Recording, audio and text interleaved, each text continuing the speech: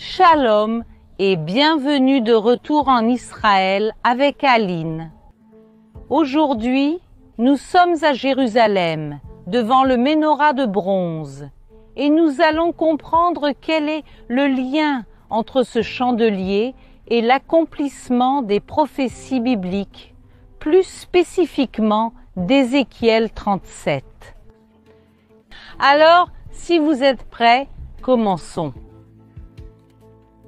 Cette Ménorah de bronze, elle se trouve aujourd'hui devant la Knesset, le Parlement d'Israël, que nous pouvons voir ici derrière moi. Mais l'histoire de la Ménorah ne commence pas ici, elle commence il y a plus de 3000 ans, au pied du mont Sinaï. Quand Dieu ordonne la construction du tabernacle et de tous les ustensiles, il ordonne également la construction d'un chandelier en or à 7 branches. Mais comme vous pouvez le voir, cette Ménorah n'est pas en or mais en bronze. Nous allons encore comprendre aujourd'hui pourquoi, mais la Ménorah originale qui a été construite en or selon les instructions de Dieu, elle est restée à l'intérieur du tabernacle pendant des siècles et des siècles. Ensuite, elle a été placée à l'intérieur du premier temple de Jérusalem, qui est le temple de Salomon, et également à l'intérieur du deuxième temple de Jérusalem. Elle illuminait le temple et le sanctuaire. Elle était le symbole et le cœur du peuple d'Israël. Mais tout va changer en l'an 66 après Christ, lorsque les Juifs, fatigués de l'oppression romaine, décident de déclarer une grande rébellion, mais malheureusement, ils vont perdre cette rébellion. Et les Romains vont détruire tout Israël du nord au sud et vont également détruire le temple de Jérusalem. Et quand ils entrent dans le temple et voient qu'il est rempli d'ustensiles, de matériaux précieux comme l'or, ils volent ces ustensiles et les emportent à Rome. Nous avons la preuve de cela, en plus de tous les livres historiques, dans l'arche de Titus elle-même, qui a été construite en l'an 81 après Christ. Cet arc célèbre la destruction d'Israël. C'est pourquoi on l'appelle l'arche de Titus. Titus était le général romain qui a détruit la majeure partie d'Israël, y compris le temple de Jérusalem. Ils étaient fiers de la fin qu'ils avaient donnée à Israël. Et c'est pourquoi si nous regardons à l'intérieur de l'arche jusqu'à aujourd'hui, l'arche qui est à Rome, nous pouvons voir les soldats romains pillant les objets du temple, y compris la Ménorah. Le vol de la Ménorah marque la fin du peuple d'Israël, des temps dorés, des temps bibliques.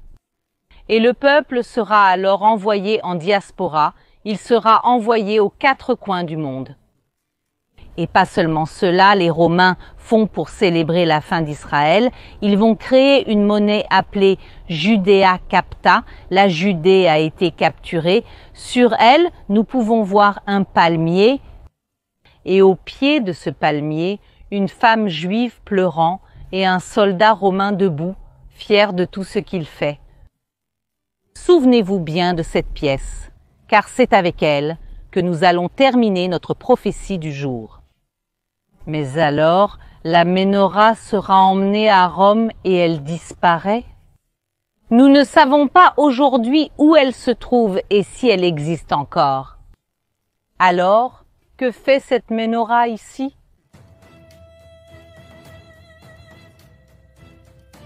Si la Ménorah de l'arc de Titus marque la fin d'Israël, cette Ménorah marque la renaissance d'Israël.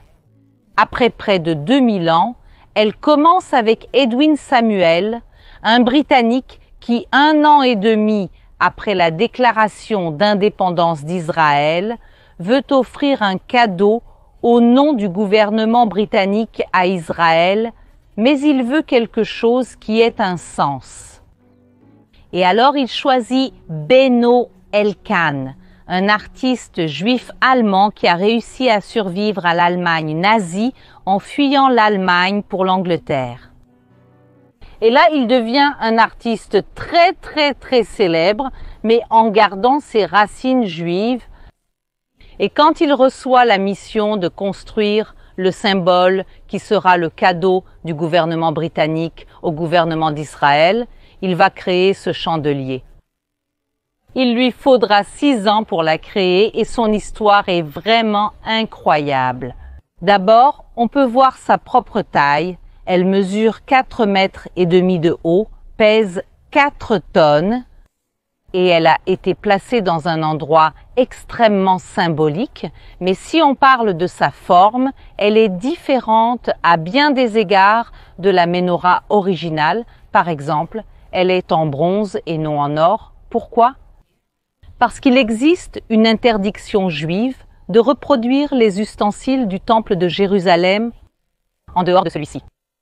Si vous allez chez des juifs partout dans le monde jusqu'à aujourd'hui, vous ne verrez aucune famille juive allumer la menorah, le chandelier à 7 branches. Pourquoi ? Parce qu'elle est exclusive au temple. Nous pouvons avoir la menorah comme un souvenir, mais nous ne l'utilisons pas. Et normalement, elle sera différente de l'original. C'est pourquoi ici, nous voyons que le matériau est différent, la forme est un peu différente et il n'y a pas non plus d'espace pour mettre de l'huile en haut. C'était justement une demande du rabbinat d'Israël qu'il n'y ait pas d'espace pour mettre de l'huile afin que personne ne veuille l'allumer à l'avenir. Parce que la menorah ne sera rallumée qu'à l'intérieur du temple de Jérusalem. Mais pourquoi la menorah a-t-elle 7 branches ? Dieu ordonne à la menorah d'avoir 7 branches lorsque Moïse est sur le mont Sinaï. Mais pourquoi précisément le nombre 7 ? Et la réponse est, personne n'est sûr, seul Dieu saura vraiment, mais il y a beaucoup de théories. Une théorie est qu'elle représente les 7 jours de la semaine, ou plus précisément, le 7e jour de la semaine est le jour dédié à Dieu. Et précisément, elle était à l'endroit de la présence divine. Certaines personnes croient que c'est à cause des 3 patriarches plus 4 matriarches, au total 7. Flavius Joseph, qui est un historien du 1er siècle, il dit que c'est à cause des 7 planètes du système solaire. Les planètes, selon ce qu'il connaissait déjà à cette époque. Donc il y a plusieurs théories. Si vous avez une autre théorie, vous pouvez la laisser ici dans les commentaires. Mais c'est l'un des mystères du Menorah jusqu'à nos jours. Et nous allons nous rapprocher pour la voir dans ses moindres détails.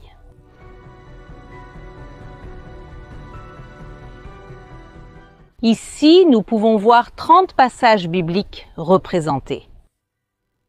Beno, l'artiste, quand il crée ses menorahs, c'est comme s'il s'agissait d'un livre racontant l'histoire du peuple d'Israël. Et ici, nous pouvons voir certains passages très importants de la Bible. Nous voyons Moïse, les tables de la loi. Nous pouvons voir ici, par exemple, aussi le roi David et tant d'autres histoires qui ont marqué le peuple d'Israël. Regardez maintenant les dessins de plus près et voyez si vous reconnaissez une autre histoire biblique parmi ce que nous voyons représenté ici.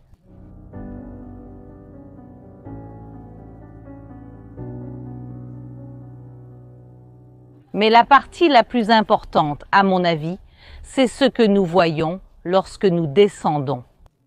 Nous voyons ici la représentation des symboles des 12 tribus d'Israël, mais en descendant un peu plus, nous voyons une phrase en hébreu qui est écrite comme suit.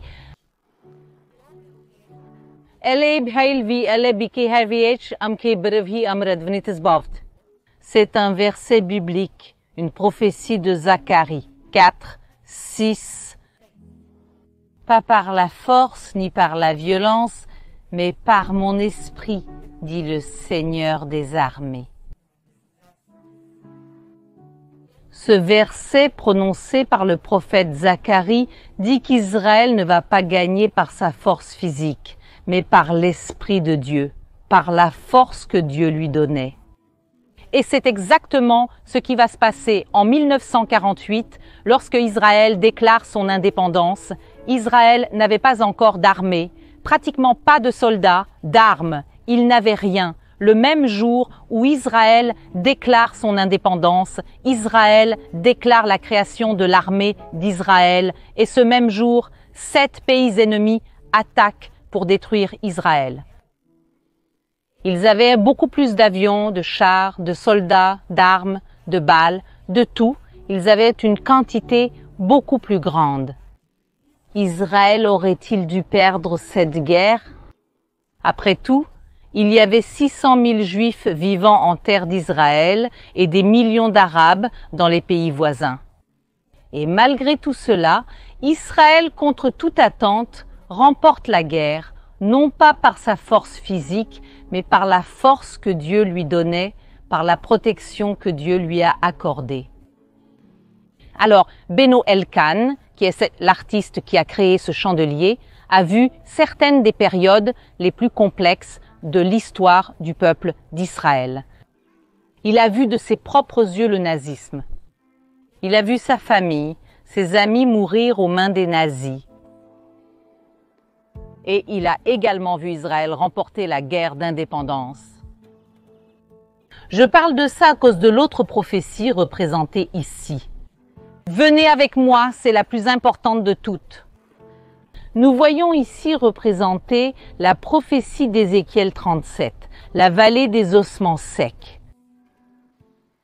La main du Seigneur est venue sur moi et il m'a emmené par l'Esprit du Seigneur et m'a laissé au milieu d'une vallée qui était pleine d'os et il m'a fait marcher autour d'eux et j'ai pu voir qu'ils étaient très nombreux à la surface de la vallée et étaient très secs.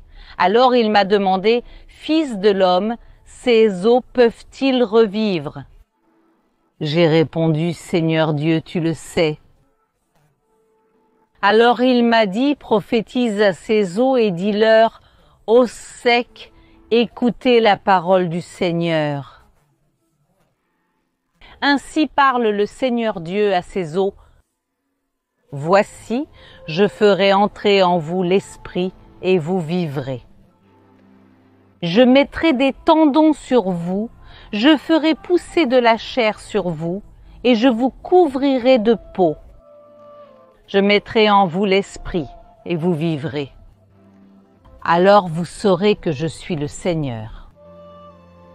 J'ai prophétisé comme il me l'avait ordonné. L'esprit est entré en eux. Ils ont vécu et se sont levés. Ils formaient une armée, une énorme armée.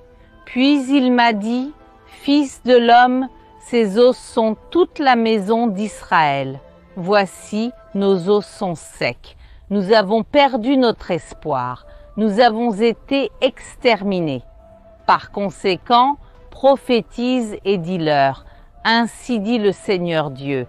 Voici, j'ouvrirai vos tombes et vous en sortirez, ô mon peuple, et je vous ramènerai à la terre d'Israël.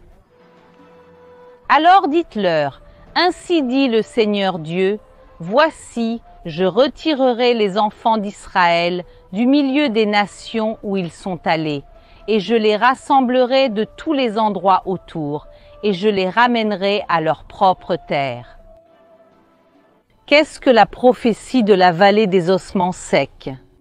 La prophétie parle d'un lieu de mort revenant à la vie grâce au miracle que Dieu accorde. Et beaucoup de gens ici en Israël croient que cette prophétie parle de la recréation, de la renaissance du peuple d'Israël après l'Holocauste. En hébreu, nous appelons cela de Mishoa Letkuma, de l'Holocauste à la Renaissance. Et Beno, il en a été témoin. Et c'est pourquoi il représente cela ici sur la Ménorah. Une vallée d'ossements secs, en dessous nous voyons la représentation de l'Holocauste. L'une des plus grandes tragédies du peuple d'Israël, 6 millions de Juifs ont été assassinés en Europe, leurs ossements dispersés du nord au sud, au moment où il ne semblait y avoir aucun espoir, alors que l'Europe était un grand cimetière pour le peuple d'Israël, la vie commence à revenir. Et très rapidement, moins de 2 ans après la fin de l'Holocauste, l'Organisation des Nations Unies, lors d'un vote dirigé par le Brésilien Oswaldo Aranha, approuve la création de l'État d'Israël. 2000 ans que le peuple attend et juste 2 ans après l'Holocauste, il est approuvé. 3 ans après la fin de l'Holocauste, en 1948, David Ben Gourion déclare l'indépendance de l'État d'Israël.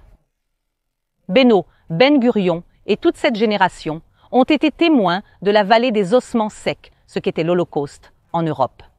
Et ils ont également assisté à Israël non seulement déclarer son indépendance, mais aussi remporter une guerre qui semblait impossible. Et ici, nous voyons précisément représenter Mishoalet Kouma. Donc nous voyons la vallée des ossements secs, la souffrance de l'Holocauste, l'appel à Dieu Shema Israël et en dessous, le peuple reconstruisant l'État d'Israël. Cette menorah, elle représente non seulement le temple de Jérusalem, mais aussi la renaissance de tout le peuple d'Israël. Quelque chose qui pendant des siècles, pendant près de 2000 ans, semblait impossible. Mais que Zacharie, Ézéchiel et tant d'autres avaient déjà prévu le retour des nations à leur terre, comme nous pouvons également le voir dans ces versets.